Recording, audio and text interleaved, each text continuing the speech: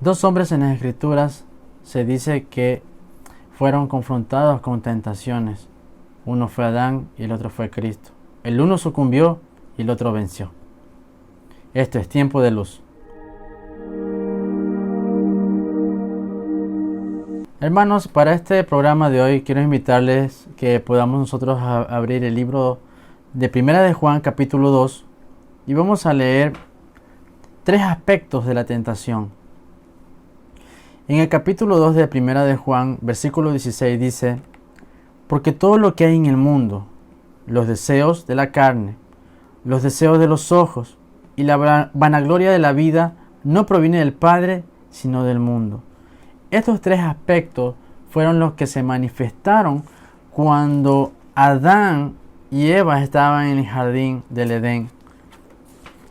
Y quiero invitarlos a ustedes a que podamos darnos cuenta de cómo el Señor Jesucristo pudo vencer en estas áreas.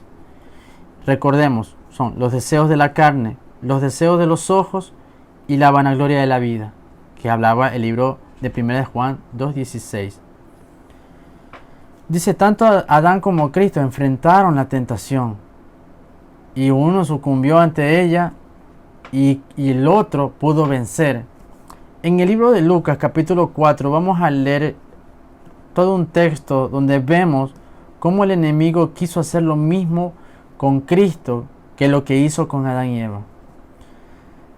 Dice Lucas capítulo 4, Jesús, lleno del Espíritu Santo, volvió del Jordán y fue llevado por el Espíritu al desierto por 40 días y era tentado por el diablo. Y no comió nada en aquellos días, pasados los cuales tuvo hambre. Entonces el diablo le dijo, si eres hijo de Dios, di a esta piedra que se convierta en pan. Jesús respondiendo le dijo, escrito está, no solo de pan vivirá el hombre, sino de toda palabra de Dios. Y podemos darnos cuenta que el enemigo lo que primero quiere él ver en nosotros es ver si estamos parados en la identidad que Dios nos ha dado a nosotros. Recordamos que cuando Jesús estaba en el desierto, Él venía en el poder del Espíritu Santo, dice la Escritura. Porque antes de eso Él había sido bautizado en las aguas. Cuando fue bautizado en las aguas, dice que una voz habló y fue la del Padre, ¿no? Este es mi Hijo. Y lo que el enemigo primero viene a querer torcer o a querer atacar es la identidad. Y él decía, si tú eres hijo, si tú eres hijo de Dios, di a esto que se convierta, di a las piedras que se conviertan en pan. Entonces podemos ver que en el Génesis capítulo 3 y en versículo 6 podemos ver que el primer hombre y la primera mujer enfrentaron una tentación, y esto fue con los deseos de la carne, ¿sí? Con los deseos de la carne. Y el enemigo pudo a ellos persuadirlos a que ellos puedan tomar del árbol del que el Señor le había dicho que no tomaran. Ellos tenían un deseo de la carne. Ellos tenían un deseo por querer satisfacer la carne. Ellos sucumbieron ante esto. Pero vemos que Jesucristo, el segundo Adán, le dijo, escrito está, que no solo de pan vivirá el hombre, sino de toda palabra que sale de la boca de Dios. Entonces, vemos que Jesucristo estaba totalmente impregnado de aquella palabra viva de Dios y no sucumbió ante los deseos del enemigo. Porque el enemigo sabía que Dios le puede hacer una piedra que se convierta en pan. Pero él dijo, no. Nuestra carne no solamente se tiene que satisfacer con querer comer, con querer vestir, con querer tener algo que nos satisfaga a nosotros, sino que hay que esperar la voz de Dios. Entonces fue lo que Cristo vino y venció en ese aspecto de la tentación. Y dice que y le llevó el diablo a un alto monte y le mostró en un momento todos los reinos de la tierra y le dijo al diablo, le dijo el diablo, a ti te daré toda esta potestad y la gloria de ellos, porque a mí me ha sido entregada. Y a quien quiero la doy. Si tú postrado me adorares, todos serán tuyos. Respondiendo Jesús le dijo, vete de mí, Satanás, porque escrito está, al Señor tu Dios adorarás y a Él solo servirás. Esto habla de los deseos de los ojos. El enemigo le estaba diciendo a Jesucristo, mira estos reinos, mira lo que yo lo que yo tengo. ¿Por qué lo tenía el enemigo? Porque Adán le dio la autoridad, le dio esos reinos. Acordémonos que en el principio Dios le había dado al hombre toda la autoridad, todo el dominio sobre todo lo creado. Y el Señor le dijo, ustedes van a sojuzgar la tierra. Pero cuando caen en el pecado, toda esa autoridad es traspasada al enemigo. Por eso se le llama el príncipe de este mundo. Y cuando la palabra habla del mundo o habla de los reinos de este mundo, no tiene nada que ver con los reinos de Dios, ni con todo lo que es de Dios, ni la tierra, porque está hablando de otros sistemas caídos de vida, sistemas que aparentemente al hombre, a los ojos, parece que son buenos, pero en realidad es un camino que solamente está siendo lleno de hechicerías de parte de las tinieblas. Dice que cuando Adán y Eva estaban en el huerto, ellos dicen que el fruto que estaba ahí era agradable a los ojos. Era muy agradable, era llamativo. En este tiempo, ¿cuántas cosas no son llamativas a nuestros ojos? ¿Sí? Cuando hablamos del mundo, hablamos de todo lo que este sistema nos propone. Y nuestros ojos quedan cautivados en perseguir todos los éxitos que tienen las personas en este mundo. ¿Sí? Y quiero decir muy en claro que no es malo tener éxito, pero sí es malo cuando el éxito está por encima de Dios, porque nosotros a través de Cristo debemos alcanzar el éxito. Entonces, cuando el diablo le comenzó a decir esto a Jesucristo, él dijo, no, yo solamente al Señor mi Dios voy a adorar y a Él solamente debo servir. ¿No, verdad? Eso está escrito también. En el libro de Deuteronomio capítulo 6 habla de lo que el Señor Jesucristo le estaba diciendo al enemigo. Y cuando el Señor nos está enseñando esta parte, es que nosotros no podamos ser conmovidos por el deseo de los ojos. ¿Sí? En el mundo está diseñado con mucha propaganda en las redes sociales, en la televisión, donde tú vayas, donde tú estés caminando, hay bastante propaganda, hay bastantes imágenes sensualizadas para poder llegar a un estado que el hombre se sienta como decir, wow, ese es el modelo que debo seguir. Ustedes se han dado cuenta que Hollywood, que todo lo que es el movimiento de las comunicaciones, utilizan modelos, utilizan cosas que al ojo son llamativos. Por ejemplo, a las mujeres desde temprana edad, a las niñitas, se les enseña que tienen que tener una Barbie, porque la Barbie es un personaje que tiene un buen modelo, un buen físico, y ese es el estereotipo que quieren que el mundo siga, ¿sí? Cuando la palabra de Dios está hablando que siempre la mujer sea una persona decorosa, sea una persona que sea tal como Dios la diseñó, ¿sí? Es un ejemplo lo que estoy diciendo. Asimismo, a los hombres se los pone como un modelo a seguir, ¿sí? Entonces, el hombre o la mujer no está satisfecho a veces con su propio cuerpo, con su propia, como ella nació, como él nació, y quieren estarse cambiando, quieren meterse en cirugías, en cambios.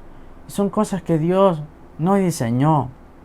Te estoy dando un ejemplo de lo que son los deseos de los ojos.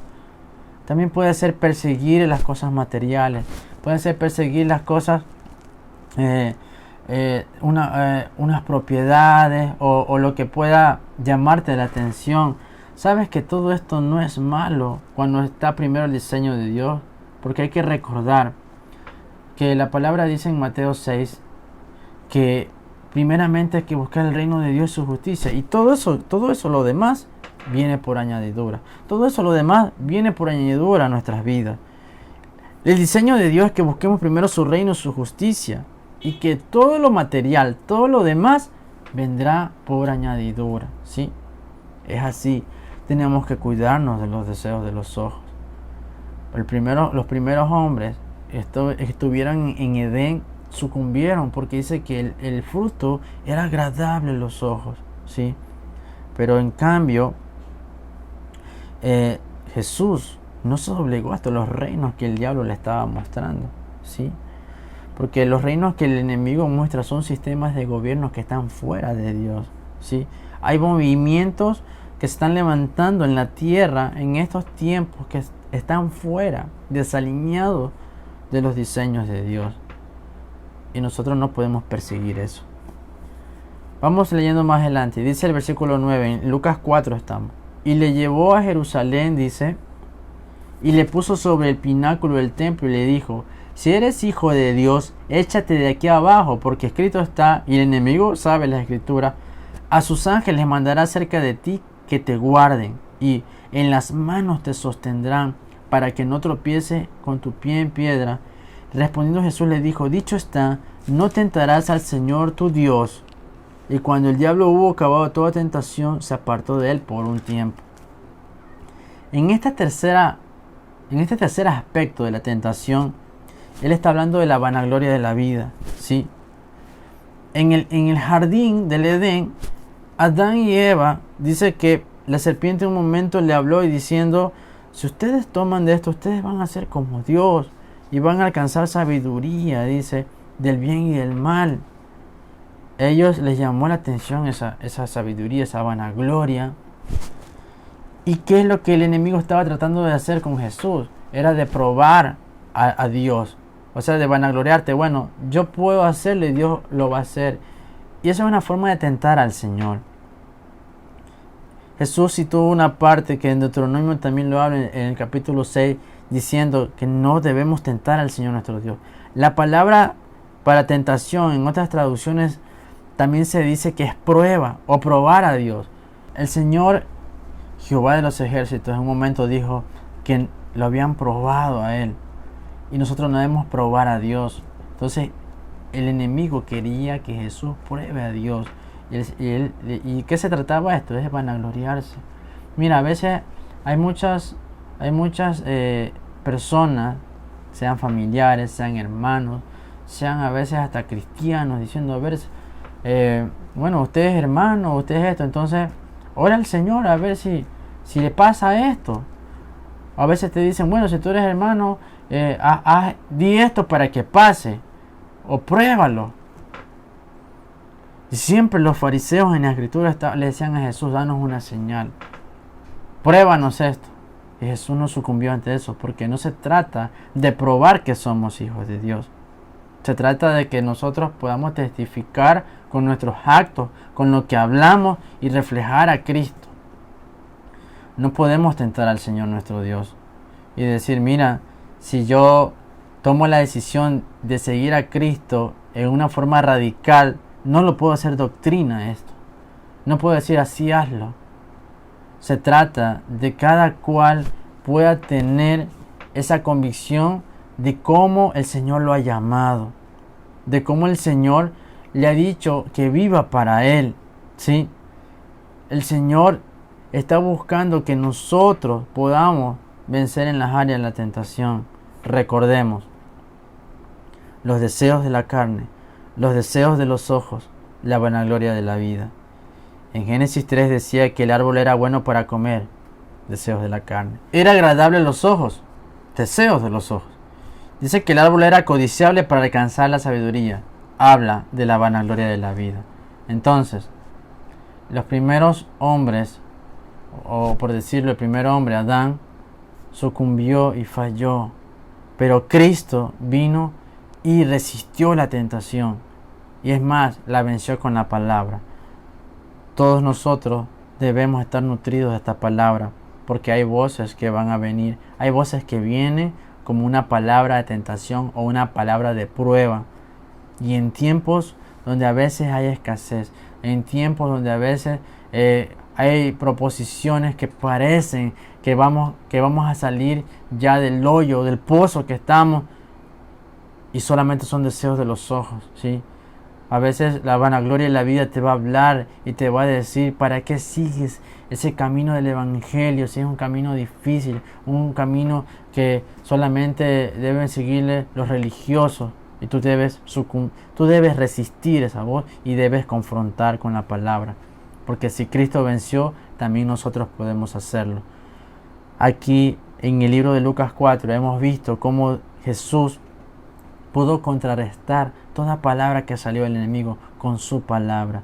Y en estos tres aspectos que hemos hablado de la tentación, tenemos que darnos cuenta que el enemigo es predecible y siempre va a hablar en estos aspectos, pero nosotros tenemos que estar totalmente inmersos en la palabra de Dios, donde nosotros podemos escuchar y recordar las palabras escritas y decir que no solo nosotros vamos a vivir del pan, sino de toda palabra, de toda dirección que Dios nos dé. Nosotros vamos siempre a tener puestos nuestros ojos en Jesucristo. Dice Hebreos 12, poner la mirada en Él, porque Él es el autor y consumador de la fe. Entonces, Él es el único que nos puede ayudar a siempre estar dirigido a que nunca podamos entrar en un reino donde solamente está hablando de la vanagloria de la vida, ¿sí? Entonces, queremos pedirle a Jesús que nos ayude y que siempre nos direccione a que no podamos caer en tentación, porque una de las oraciones que el Señor enseñó es Padre nuestro, el que estás en los cielos, ¿no es verdad? Y más adelante dice que no nos metas en tentación. En otras palabras, no nos metas en pruebas, Señor. ¿Qué quiere decir? Señor, líbranos de las pruebas, líbranos de que podamos ser desviados. Pero para terminar este tiempo, este programa, escrito está que el Señor no nos dejará caer en tentación más fuerte de la que podamos resistir, porque Él pudo, nosotros también podemos. Y en el nombre de Jesucristo quiero bendecirlos a ustedes con una palabra de vida, diciéndoles que todo lo podemos en Cristo que nos fortalece, que Él es nuestro proveedor, que Él nos puede dirigir a los caminos de vida que necesitamos como personas y como familia, y que realmente debemos vivir en humildad, tal como Él vivió, que pareciendo que no lo tiene nada, Jesús parecía que no tenía nada, pero lo tenía todo. Y así mismo nosotros, pareciendo que no tenemos nada, lo tenemos todo en Él. Sean bendecidos, hermanos, sean bendecidos todos los que nos ven. Que la paz de Dios, el shalom y toda la prosperidad del cielo sea sobre ustedes, y que toda la palabra que viene del cielo esté en su boca, para cuando vengan las palabras de tentación sean resistidas y sean vencidas. En el nombre de Jesús. Amén.